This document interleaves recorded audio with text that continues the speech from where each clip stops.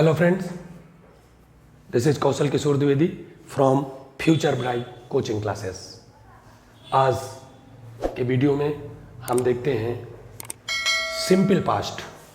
किसको देखते हैं? सिंपल पास्ट और पास्ट इंडेफिनिट टेंस।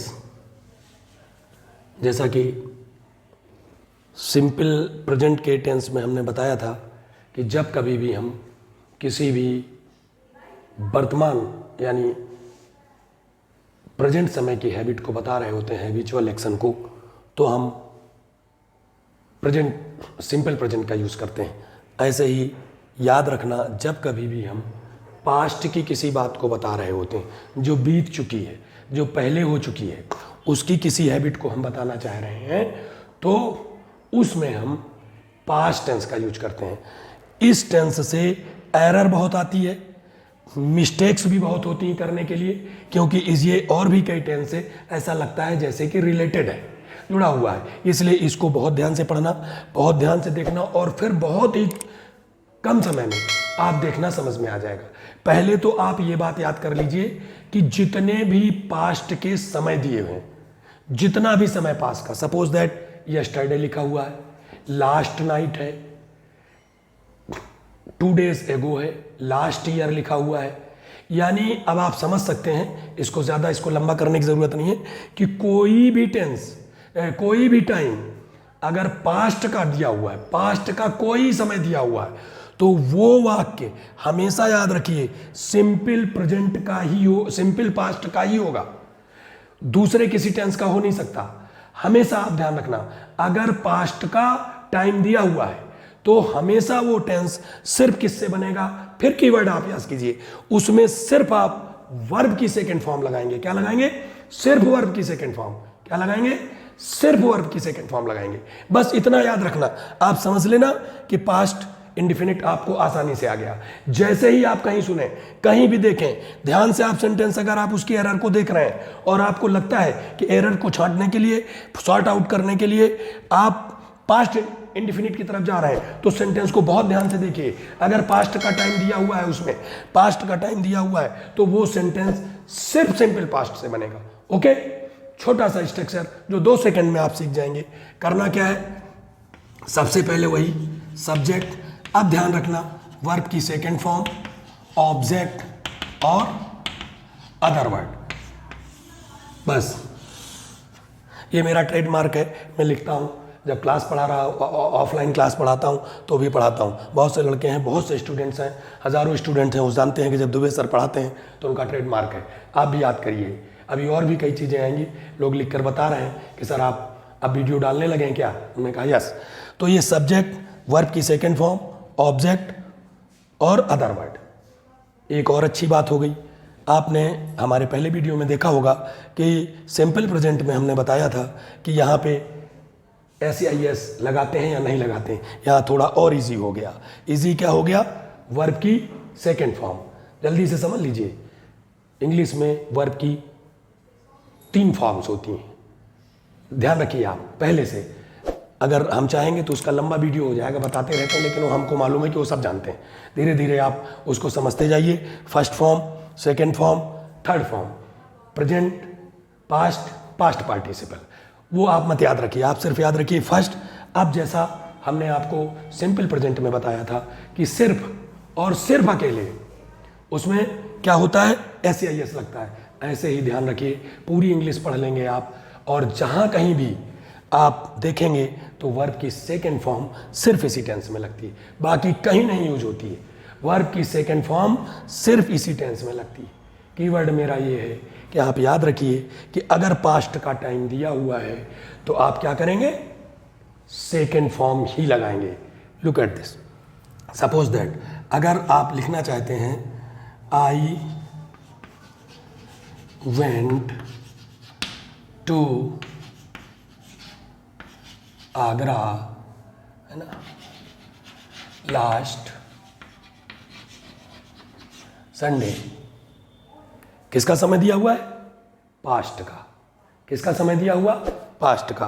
आपको ये सेंटेंस ऐसा भी लिखा आ सकता है, आई हैव गॉन या हैड गॉन, जो भी आ जाए, I have gone, had gone to Agra last Sunday. Incorrect. हमने आपसे क्या कहा? पास्ट का टाइम दिया हुआ है तो सिर्फ आपको क्या लगाना है? वर्ब की सेकंड फॉर्म। क्या लगाना है? वर्ब की सेकंड फॉर्म। यस। और देखते हैं,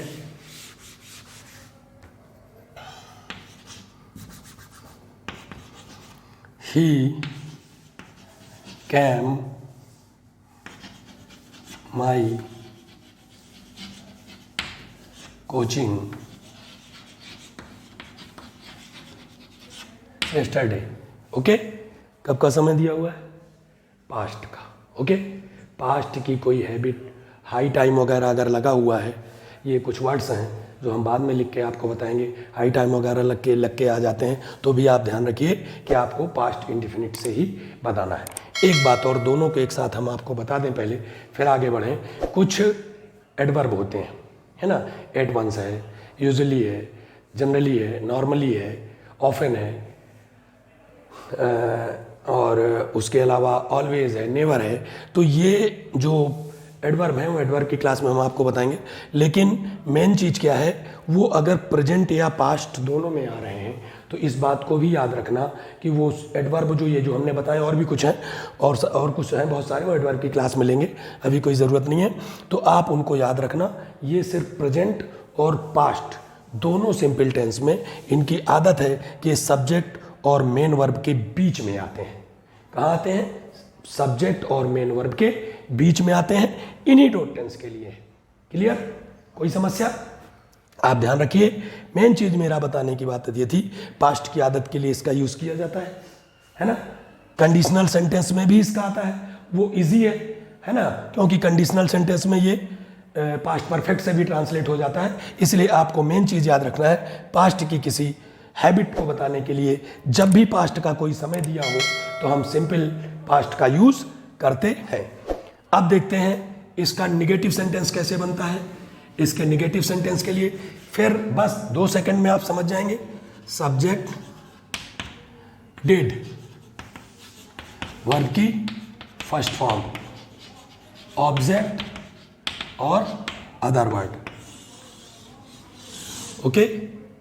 एक बात और नोट कर लीजिए, बहुत अच्छे से नोट कर लीजिए। हमने कल भी बताया था, प्रेजेंट टेंस जब करा रहे थे पहले के वीडियो में, आप ध्यान रखना, डू हो, डज हो, डिड हो, उसके बाद वर्ब की फर्स्ट फॉर्म ही यूज होती है।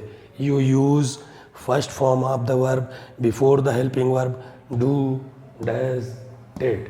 Never be use any other form of the verb. फिर याद रखिए, इससे एरर आती है, बहुत ज़्यादा आती है, हम आपको बताएंगे अभी जब सेंटेंस लिखेंगे। पहले आप समझ लीजिए, फंडामेंटल क्लियर कर लीजिए। सब्जेक्ट में डू हो, डज हो, डिड हो, बाकी बाद में मॉडल्स बताएंगे। सब्जेक्ट हो के बाद डिड हो, डू हो, डज हो, तीनों हो। कौन सी फॉर्म लगेगी यहाँ? First form. कौन सी फॉर्म लगेगी? First form. कौन सी फॉर्म लगेगी? First form. याद रहेगा? तीनों एक साथ रहेगा याद? देखते हैं। अब इसके इंट्रो, जैसे आपने कहा he did not know me, they did not play cricket. Okay. एक और इसी बात हो गई। अन्य टेंसेस में आपको 2 वर्ब का यूज होना वो किया जाता है। पास्ट टेंस एक अच्छा टेंस है जिसमें ज़्यादातर वर्ब जो है, सिर्फ आप कंटिन्यूअस को छोड़ दो, बात में बताएंगे, उसमें सिर्फ एक ही हेल्पिंग वर्ब होती है। पास्ट टेंस में एक और अच्छी बात है, सिर्फ हेल्पिंग, यानी आप जब भी कभी नेगेटिव देखें, इंट्रोगेटिव देखें, तो अपनी जेब के अंदर डू, डज, डिड रखिए, और माइंड में एक बात रखिए हमेशा कि आपको फर्स्ट फॉर्म ऑफ वर्ब लगाना है। क्या लगाना है? First form of verb. जेब में क्या रखना है? Do, does, did. और क्या लगाना है?